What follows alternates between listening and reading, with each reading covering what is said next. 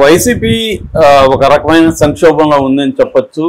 ఎందుకంటే ప్రతిపక్షంగా నిలబడడం అనేది వెరీ డిఫికల్ట్గా కనబడుతుంది. విపరీతంగా కేసులు పెట్టేస్తున్నారు, వాళ్ళ మీద కోర్టులు తిరిగే పరిస్థితి వచ్చింది. జైళ్ళల్లో ఉంటున్నారు చాలామంది నాయకులు. జైలుకి వెళ్ళొచ్చిన వాళ్ళ మీద కూడా మళ్ళీ ఎప్పుడు జైలుకి వెళ్తామో అని కేసుల కత్తులు వాళ్ళ తల్ల మీద వేలాడుతున్నాయి. కొంతమంది ఇనాక్టివ్ అయిపోయారు, ఎందుకు వచ్చిన గొడవరా అని. కొంతమంది విదేశాలకు వెళ్ళిపోయారు, కొంతమంది బెంగళూరు, చెన్నై, హైదరాబాదు ఇలాగా నగరాల్లోకి వెళ్ళిపోయి సైలెంట్గా వాళ్ళ వ్యాపారాలు అవి చేసుకుంటున్నారు.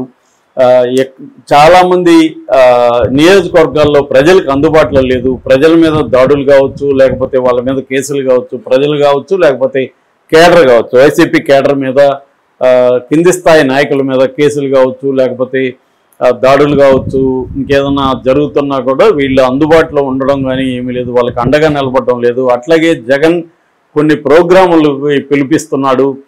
ముఖ్యంగా అదేంటి మెడికల్ కాలేజీల విషయాలు కానీ, కల్తీ మద్యం కానీ, ఇలాగ అనేక వాటికి ప్రోగ్రామ్స్కి పిలిపించినప్పుడు కూడా ఈ నాయకులు ఎవరు ఆ ప్రోగ్రామ్స్ని తీసుకొని జనంలోకి వెళ్ళడం లేదు. అట్లాగే స్థానిక సమస్యలను తీసుకొని పనిచేయడం అనేది కూడా లేదు. ఆల్రెడీ 1.5 year అయిపోయింది, హనీమూన్ పీరియడ్ కూడా అయిపోయింది. సో ఈ నేపథ్యంలో జగన్ కూడా కొంత టెన్షన్లోకి వెళ్తున్నట్టుగా కనబడుతుంది.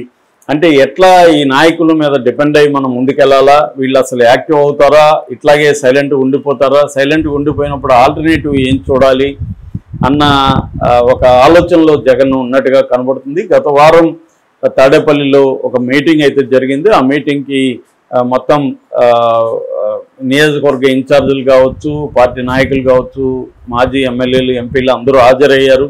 అట్లాగే పిఏసి పొలిటికల్ అఫైర్స్ కమిటీ వీళ్ళందరూ కూడా హాజరయ్యారు. ఆ సందర్భంగా జగన్ తన కేడర్ ద్వారా కొంతమంది ద్వారా మొత్తం సమాచారాన్ని కలెక్ట్ చేసి ఎక్కడెక్కడ ఏ నాయకుడు యాక్టివ్గా ఉన్నాడు, ఏ నాయకుడు యాక్టివ్గా లేరు, ఏ ప్రాబ్లమ్స్ ఉన్నాయి, ఇవన్నీ కూడా ఆయన కలెక్ట్ చేసి వాళ్ళ ముందు పెట్టి నిలదీసినట్టుగా తెలుస్తుంది. సో మీరు ఇప్పటికైనా యాక్టివ్ అవుతారా లేదా తేల్చి చెప్పండి.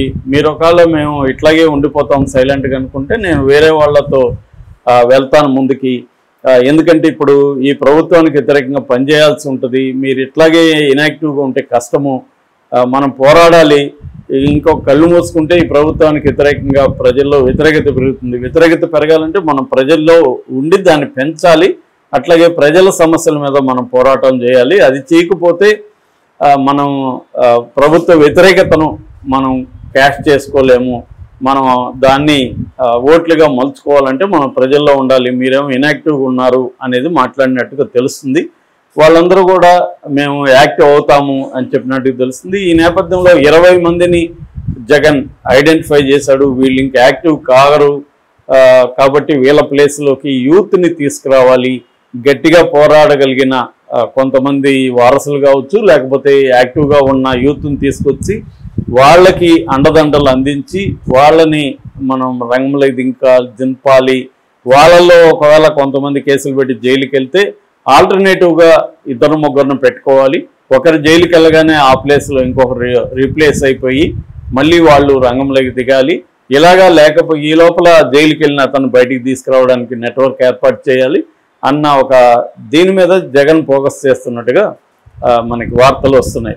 ఎందుకంటే జైలు నుంచి జైలుకి వెళ్ళిన చాలామంది ఒక మీక్ అయిపోయారు. ఇప్పుడు వంశీ మామూలుగానే వంశీ అంతకుముందు కూడా యాక్టివ్గా లేడు ఓడిపోయిన తర్వాత. ఇంకా జైలుకి వెళ్ళొచ్చినాక ఎప్పుడో జగన్ని వచ్చి కలిసి అటెండెంట్ వేసుకోవడం తప్ప కనబడలేదు.